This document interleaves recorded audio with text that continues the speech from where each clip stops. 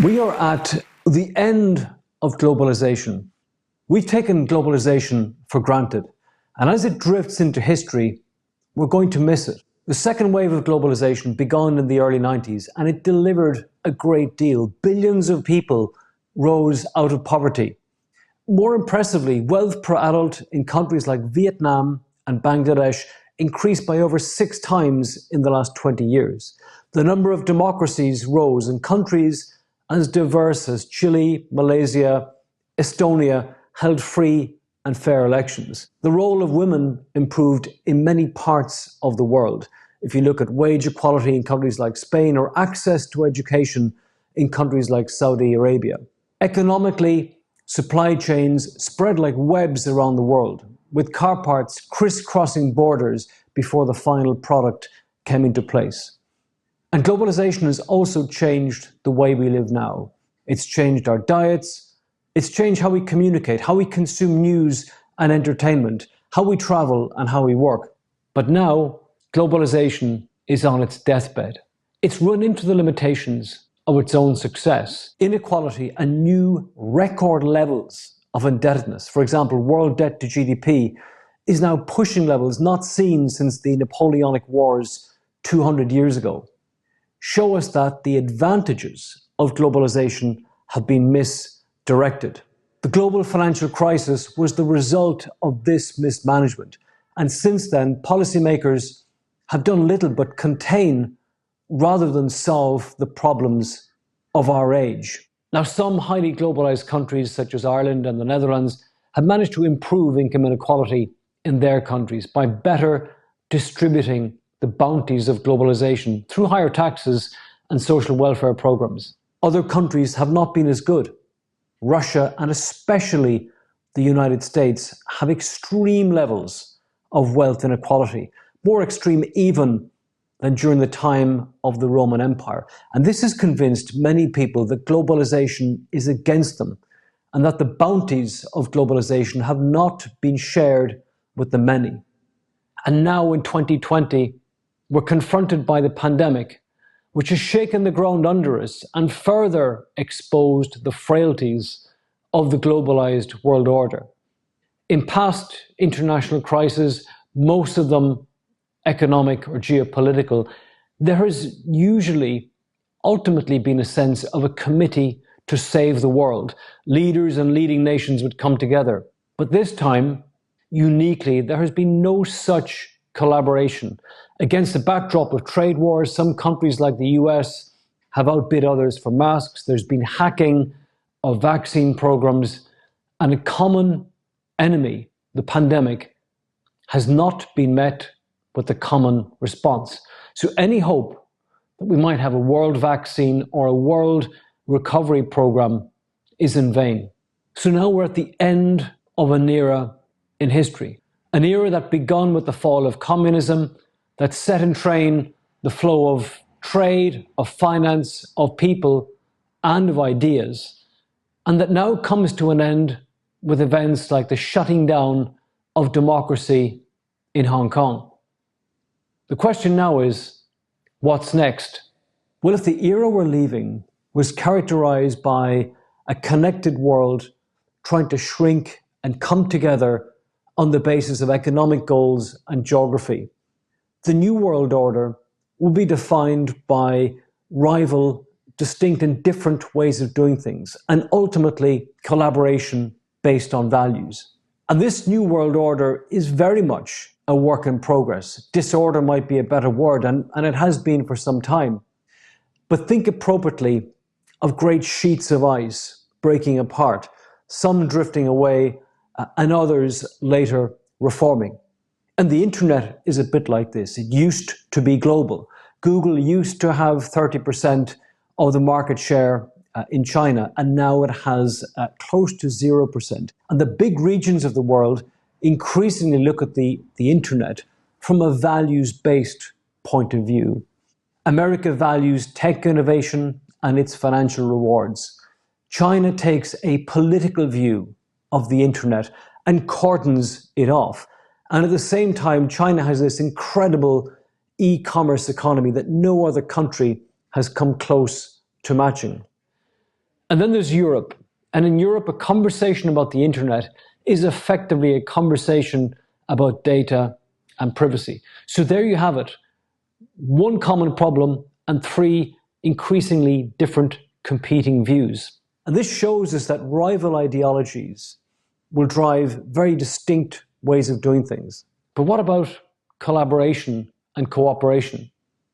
Well, I'm going to start with the example of three small countries: Scotland, Iceland, and New Zealand. And a couple of years ago, they signed up to the Wellbeing Economy Governments, whose aim is to foster ecological and human well-being as well as economic growth.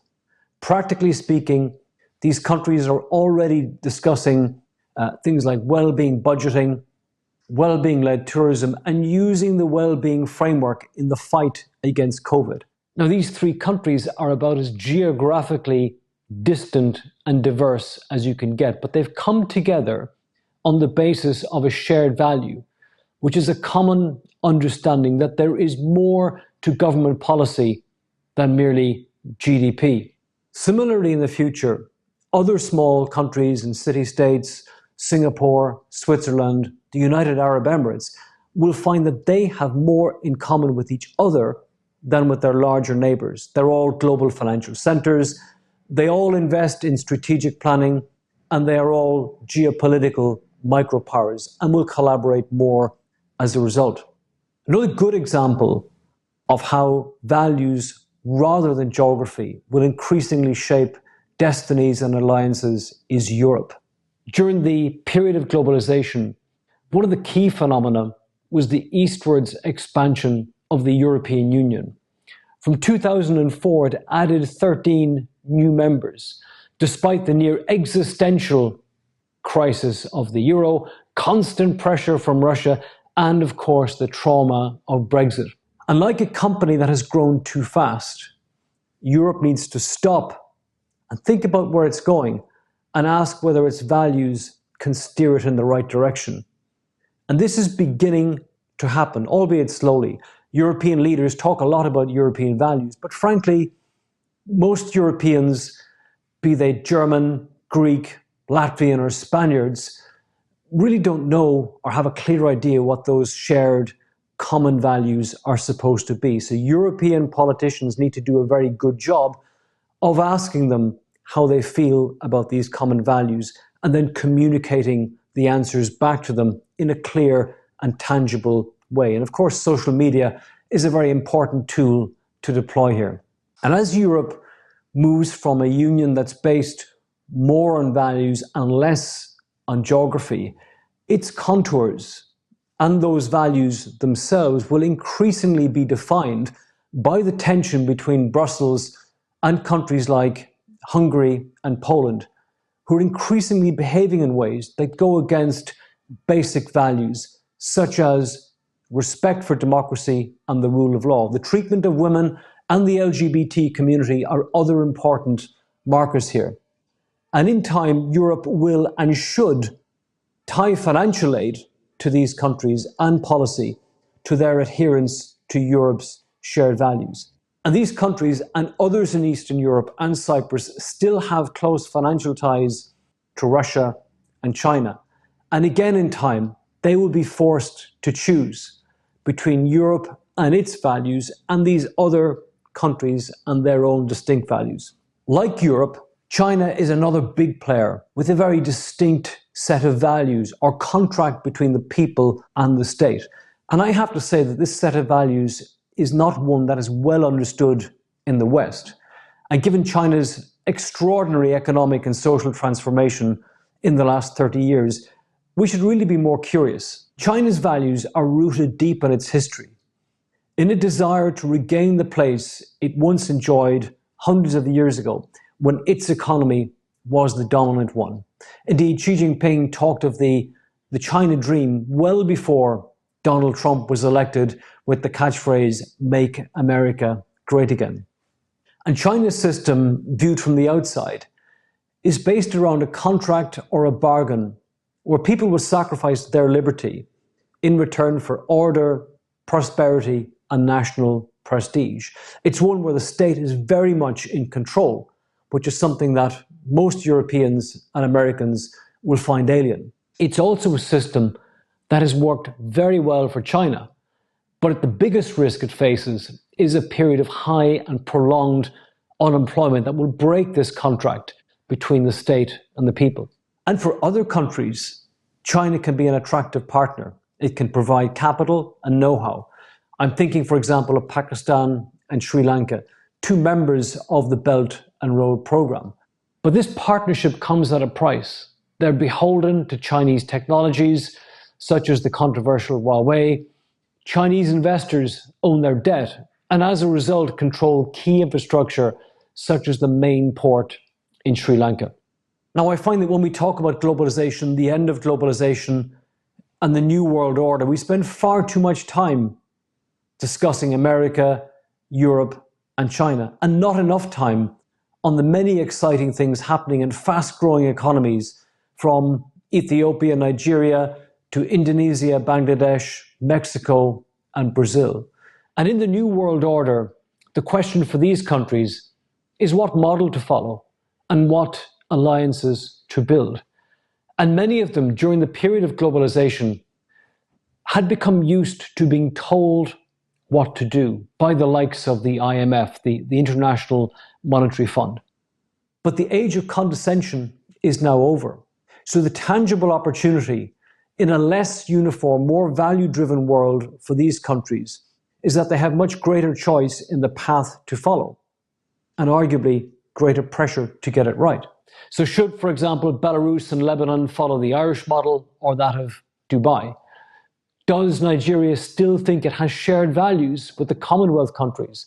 Or will it ally itself and its fast-growing population to China and its model? And then think of one of the few female leaders in Africa, President Sahle-Work Zewde of Ethiopia, and whether she might be inspired by the work of Jacinda Ardern in New Zealand or Nicola Sturgeon in Scotland, and tangibly how she can transfer their example to policy in Ethiopia. Of course, it may be that in this New World Order, countries like Kenya and Indonesia decide to go their own way and build out their own value sets and their own economic infrastructure. And in this way, the arrangements and the institutions of the future will be crafted much less in Washington and Beijing, but really by countries like Tunisia and Cambodia, comparing notes on how to battle corruption through technology, how to build education and healthcare systems for burgeoning populations, and how to make their voice heard on the world stage. So as globalization ends and chaos seems to reign, these countries, their young populations, and the scope they have to build new societies are the future and the promise of the New World Order. Thank you.